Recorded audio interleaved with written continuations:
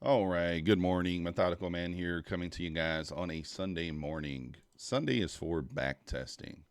So this morning I wanted to just take a few minutes and do a quick back test using some more confluences than what I've kind of been using before. I've alluded to the fact that I've been considering using a higher time frame to sort of frame my trades and then dropping down into the lower time frame to take entries. So I think on Monday we're going to do this using the 1 minute chart, and then we'll drop down into the 15-second chart to take our entries.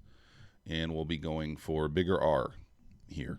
So we're going to take the higher time frame, which in this case we're going to just use the 1 minute. We're going to look for the same type of setup that we do on the 15-second, and we are going to target the swings for kind of an outside liquidity run. Oh, actually, it's kind of an inside liquidity run if you're using the 1 minute. Once you're on the 15-second, then it's considered outside. So let's just take a look at Friday and see what type of setup we would have had here. And one of the main things that I've been doing with my swing points that I'm going to change, I think, I'm not going to count a swing point as valid unless it is a swing point that makes a higher high or a lower low.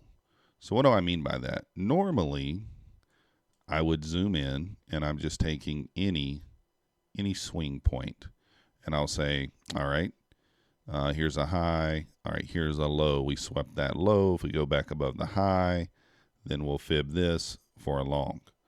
So I'm not going to be as zoomed in on that. We're going to more or less only look at swing points that make a high or make a low, if you get what I'm saying there. So, for example, and the body of the candle has to close above the high in order for it to be valid. So, for example, here's a low. We pushed up. This didn't make a high. So I would not, this swing point is not valid until it actually makes a high, right? So once this makes a high, then this swing point now becomes valid, if you get what I'm saying. And you can use, I guess, intermediate swing points as well. It's kind of like swing points inside of the areas that make a high and a low. So let's just kind of take a look at Friday's price. So we have a high here. You know, the body's pushed above this high here. So we have a high, no real low here because nothing made a new low. So a high, a low, and then a high. So if you're familiar with the strategy, basically what we're looking for is for a low to be broken. You know, that's kind of what you would be looking for there. So in this scenario, you have, we're on the 1 minute chart? Yeah, we're on the 1 minute chart. All right. So we have a high, a low, a high. So there's nothing broken in here. So then here, we do have a swing high here. This made a new high, right?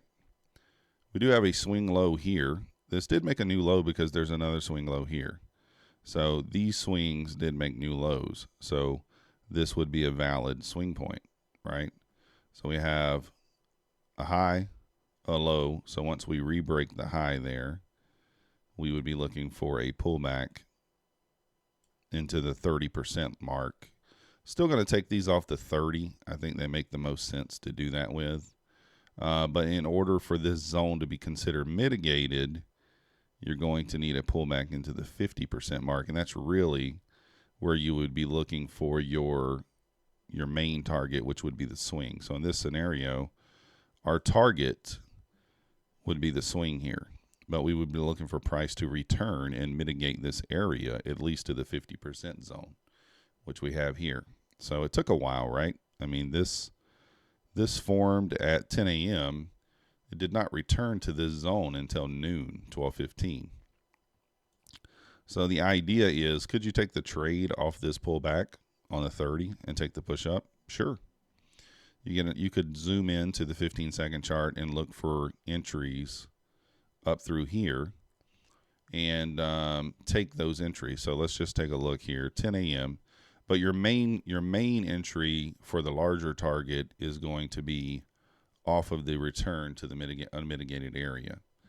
So let's kind of take a look at the 15-second chart, 10:50 a.m. Let's go to that area. Seems as though we should see some sort of setup. As you guys know, price is fractal. So what you see on the larger time frame, you're typically going to see on the lower time frame as well. So let's kind of zoom in here. What time was that? 10:50, I believe. No, 10 o'clock. 10 o'clock. So let's zoom in here. And as you guys know, so I'm going to use the same idea on the 15-second chart that we're using there on that chart. So we had news at 10, so we pushed up, we made a high. So that's our swing high. Same idea here. If the low makes a low, then we consider it valid. So once this low is presented here, once it forms, this swing low is not valid until it breaches this swing high. Okay? So once it breaches that high, which is here, then this swing low is valid or becomes protected, if that's what you want to say. So you could fib this area and look for your entry.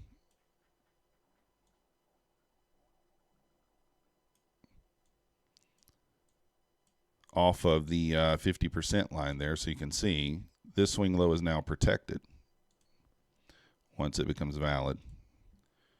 So again, this is just what I'm looking at. This is not me trying to teach anybody anything. It's the same idea as to what I've been doing the entire time. This is just more in detail. This is looking for larger moves, right? So this area becomes unmitigated. We're expecting price to return to at least the 50% zone, and we would put our stop here at the swing low. This swing low is now protected, right? Now you could take other entries in here as well on the way up.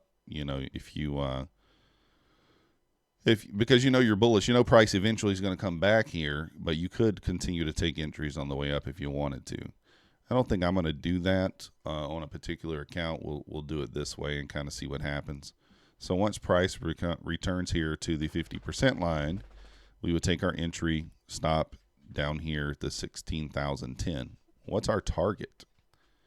Well, target's going to be, we're just going to look to the left. What's the previous swing high? The previous high. So that would be your first target right there, that area. So we'd enter off the 50% line here. And then as price makes a new high, pulls back, makes another high, your stop will move up as soon as those lows become protected. Because if the low is broken, then we're likely moving back down. So each time a swing low is created and then we break the previous swing high, you move your stop up if you wanted to, or you could just leave it where it is and let it go all the way to your target if that was the idea. I think I'm going to be moving it. So once this broke this high, I'd move my stop to here. Once this high is broken, I'm going to move my stop to this protected swing low. Price pushes all the way up, pulls back, re-breaks the high here. I now would move my stop from here to here. All right. Price continues to push up. Swing low here. As soon as it breaks the previous high, I'm going to move my stop to here. Now our ultimate target is here. We don't quite get there, but do we really care? Price turns back down, stops us out. Because if this swing low is broken, we now become bearish, right? So that's kind of the idea there that I'm going to be using. So in this scenario here, you would be getting long from 16,028, and we would take profit at 16,101. So you're looking at a 73-point winner there, using the higher time frame for your entries, and then, or using the higher time frame kind of for your setup, and then zooming in to the lower time frame for your entry, and then using the higher time frame for your overall target. That swing high, there it is on the 1 minute chart. And again, we're not looking to enter and target that until price revisits the unmitigated 50% zone. You can see it pulled back here and hit the 30. You could take a trade off that. Pulled back here, hit the 30. You could take a trade off that as well, but it's a very shallow trade. Until it mitigates that 50% zone, this area is still not mitigated, and we're still expecting price to come back to this area. Okay. Now you could also look for an entry here. You could look for an entry here, because what's likely to happen? Price is likely to revisit this mitigated area. So you could do that. The idea here is to take one trade per day and frame it with the higher time frame. So I'm going to do this on Monday, see how it works out. This is just me using Friday's price action. I didn't look at this beforehand or anything like that. This is just taking what we see on the 1 minute chart. You can do this on higher time frame if you wanted, 5 minute, 15 minute, so on and so forth. But you can see through all this choppiness that we had in the afternoon, it wouldn't really matter. We're long from here. We don't care. Price grinds up. It creates a new swing high. We just continuously move our stop up with price. So every time we create a swing and we break the high, we just move our stop up. We just follow it up. That's all we do. So that's kind of what we're going to be doing on Monday, and we'll kind of go from there and see how that works. I don't know. I mean, on paper, it looks easy to read, right? But could be a different story once we get into the live charts there. Might be harder for me to kind of see it there. But anyways, just thought I'd make a quick video, just kind of let you guys know what we're going to be looking for on Monday. And if you guys haven't already, hit that like button for me. Subscribe if you're not yet subscribed. If you are interested in trading futures, we do have all the links down below. Topstep, APEX, Bulenox. They do help the channel. If you are signing up for a Topstep account, please do it through my link. Whether it's your first time signing up or not, doesn't really matter. Helps out the channel there. We have the link to the Discord as well. It's $10 a month if you guys are interested in joining. We will be live Monday morning, 3 a.m. Eastern for the London session, and 9:15 a.m. Eastern for the New York. If you like this comment, please hit the like button and leave a comment down below, and we'll see you next time.